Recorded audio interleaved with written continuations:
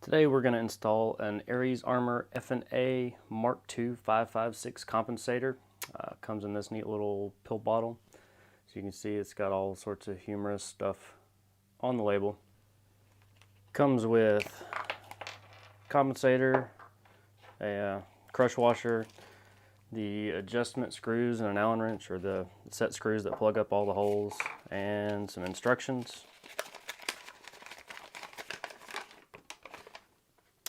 So let's get to work.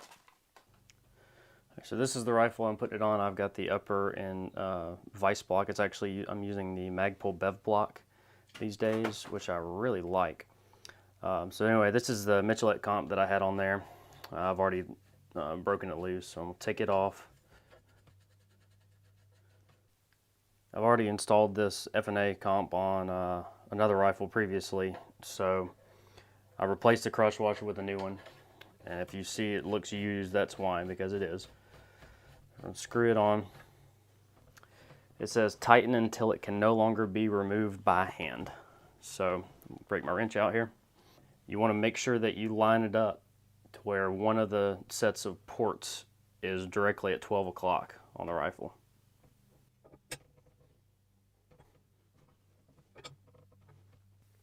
Alright, hopefully you can see that there's one set of ports that is lined up directly with the top of the rail, so directly at 12 o'clock. Okay, installation was simple enough. Now it says to fire enough rounds through the compensator to get it hot enough that it would be uncomfortable to bare skin. So I figured 20 or 30 rounds ought to do it. Then we'll retighten it, and that should be the only time that has to happen. It has to take into account the expanding metal and all that. After we get it retightened, then we will start tuning it as far as plugging up these ports with those set screws to get it to the point where it doesn't move. Essentially, you want it just coming straight back on recoil. You don't want the muzzle jumping up, left, down, right, whatever. As you can see, I've got my GoPro on this little Picatinny mount, so I'm going to attach it to the front of the rifle near the compensator, not too near. But we'll stick it on top of the rifle, so hopefully we'll be able to do a picture-in-picture deal, and you'll be able to see what I'm seeing as far as which direction the muzzle jumps and how much we're able to prevent that by tuning it. So anyway, we'll head to the range now and we'll see what we can do. First step is to fire enough rounds to where the compensator gets too hot to touch comfortably, then retighten. All right, got 30 rounds here. That ought to do the trick.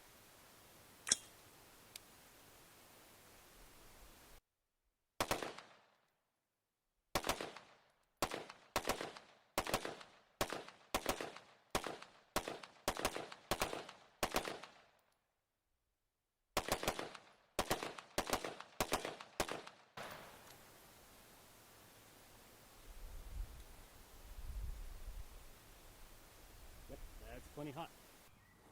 Compensator is still nice and hot. Got it in the vise here at the range. We're going to try and tighten it. All right, as you can see, it's lined up again. I actually was able to tighten it 1/8 of a turn. So we'll let it cool down a little bit, and then we'll start the tuning process. Next step, leave all ports open without any adjustment screws. Check. Step 2, get into proper shooting position. Fire 3 5-round bursts to determine direction of climb. I think that's a little excessive. I've done enough of these that I probably will not have to shoot that many times to figure out where the screws need to go. Basically, if the muzzle goes up, put screws on the bottom. If the muzzle goes to the right, you put screws on the left. That typically happens with right-handed shooters, and it's what I noticed shooting the 30 rounds to heat up the compensator. I'm still going to follow step 2 just to make sure I know exactly what it's doing, and we'll go from there.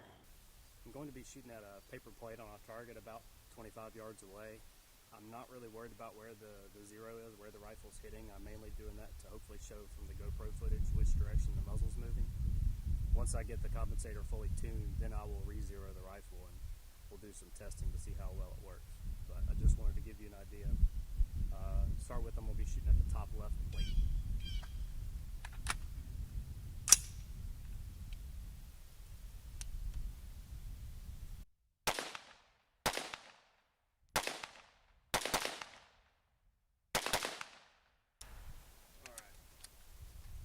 hopefully the GoPro footage will show that the muzzle is moving very high and to the right on that second shot.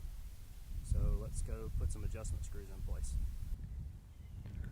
Alright, the gun is unloaded, as it should be anytime you're doing any work on it, and I'm ready to install some adjustment screws. Now, because I have some familiarity with this compensator and I know it's moving up and to the right, I'm going to start by installing adjustment screws on all 3 of the holes on the bottom left, which it'll be about 45 degrees bottom left, and then I'm going to install all the screws on the left hand side as well. Plug up all those holes and see where we go from there. Now, you don't need to get them real tight, just get them snug with the supplied Allen wrench, just hand tight using the small end to hold. Ideally, you'd probably want to take smaller steps when installing these adjustment screws if you're not familiar with these compensators, or if you haven't tuned one before. You can end up chasing your tail if you install too many to start with. So it's best to follow their instructions, leave all of them open to start with, and then install them a few at a time, or even one at a time, until you get to the desired result. Now, I'm pretty sure that's a safe bet, so I'm going to go ahead and try it. If it's not, you'll find out and we'll back up. Round 2, I've got adjustment screws installed on the bottom left and the left hand side. Filled up all the holes. Let's see how this works. Aiming at the top left target again.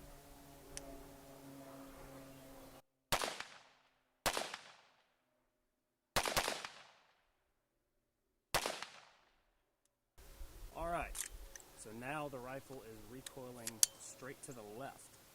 So apparently I went a little overboard with installing those screws on the left hand side. So we'll back a couple of those out and we'll try again.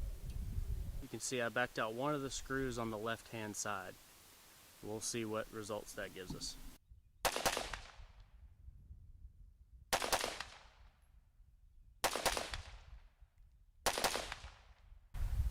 Alright, it's moving just a little high and to the left now.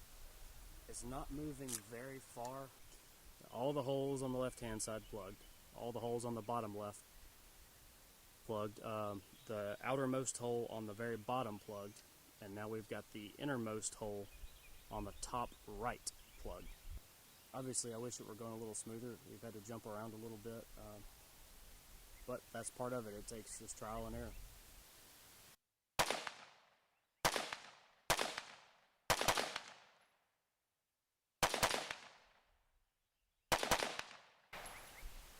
Alright, so it still looks like it's moving a little bit to the left, maybe a little bit low left. I think I'm going to plug up another one of the holes on the top right, and we'll see what that does. I believe I've got the compensator tuned. The last step is to shoot 10 rounds inside of an 8-inch circle at 10 yards, as basically as fast as you can, and they should all stay in that circle. Alright, I've got 10 rounds here. We're about to do that non-standard testing drill. 10 rounds at an 8-inch circle at 10 yards as fast as I can pull the trigger. They all should stay within that 8-inch circle. As you can see, I've taken the GoPro off. I want to verify that the GoPro is not adding any external forces that's going to affect the tuning of the brake or the comp. I'm shooting a match next weekend that's more or less like a USPSA match with a rifle. Maximum 35 yards, moving around and stuff. I may stick the GoPro back on for it. I haven't decided yet, but I just want to make sure that it's going to work well without the GoPro, because I'm not always going to have one. Alright, 10 yards.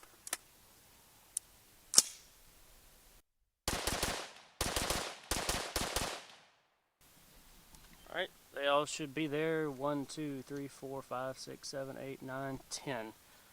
Not spectacularly pleased with that group, but the comp's doing what it's supposed to. Here is the final result after all the adjustment and testing. So all the top are open, all the top left are open, all the left are closed off, all the bottom left are closed off. The 2 on the bottom closest to the muzzle are closed off. All the bottom right are open, all the right hand side are open. all of the top right are closed. And then, like I said, all the top are open. Now, you may think that because all the top right are closed and all the bottom left are closed, that those could really be open. And I tried that, but that didn't work. So it's kind of a funny thing how how they all interact with each other, and it really is just a trial and error process to get it right. Now, as you can tell, I haven't included all of the adjustments in the video itself, because if I did, it'd be a 45-minute long video and no one would watch it. I just hit the high points and explained what we were doing and how to do it. It just really would have taken too much time to show every single step of the process. It really is just a trial and error process. You have to figure out the relationship of some of the adjustment screws with others. You may put a screw in or take it out 3 different times because of other screws you may have put in or taken out. So like I said, it just takes some time playing around, but hopefully this video will give everyone an idea of how to go about doing it and see the results that are possible with it. Pretty happy with it. Like I said, I've got a match next weekend, a close quarter style rifle match, so I'll be using this gun. I sighted it in for 25 yards and it was hitting dead on, so I'm really excited about it, and look for that video coming up soon. If you enjoyed this video, please hit that like button below and subscribe to the channel.